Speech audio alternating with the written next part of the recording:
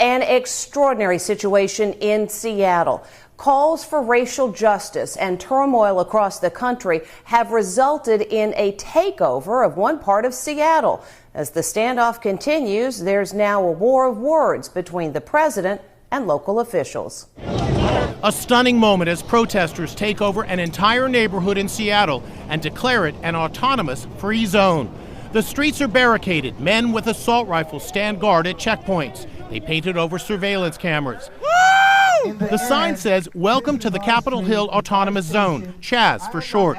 The zone under occupation is a city within a city, 6 blocks in total. At its center, a police precinct that has been taken over after cops abandoned it to avoid a violent confrontation. Inside Edition cameras were inside the zone today. The police precinct is now called the People's Precinct. Look, this sign says you are now leaving the USA. President Trump is demanding the barricades be torn down and the neighborhood taken back. Domestic terrorists have taken over Seattle. Take back your city now. If you don't do it, I will. These ugly anarchists must be stopped immediately.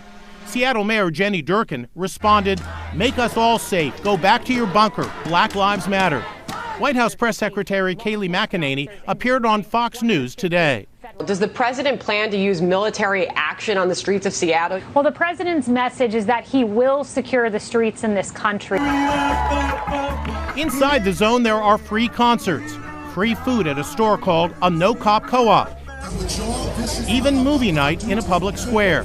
Black Lives Matter has been painted on the street in huge letters. And social distancing? Forget about it. There are also disturbing allegations from cops. We have heard anecdotally reports of citizens and businesses being asked to pay a fee to operate within this area. This is the crime of extortion. Seattle Police Chief Carmen Best was given access to the precinct to try to resolve the crisis. Can we talk to you? In a video address, she told cops it was a mistake to abandon the precinct. You should know, leaving the precinct was not my decision. You fought for days to protect it. The takeover began after protesters occupied City Hall, demanding the mayor's resignation. Then they marched back to the Capitol Hill district and, with no cops to stop them, set up the barricades. Now there's a tense standoff. Yeah, Jack, we told you clowns. This is your end.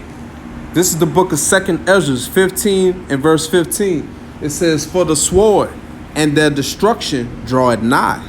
And one people shall stand up to fight against another, and swords in their hands." The modern day sword is a weapon. Mostly, and during this time, is a gun.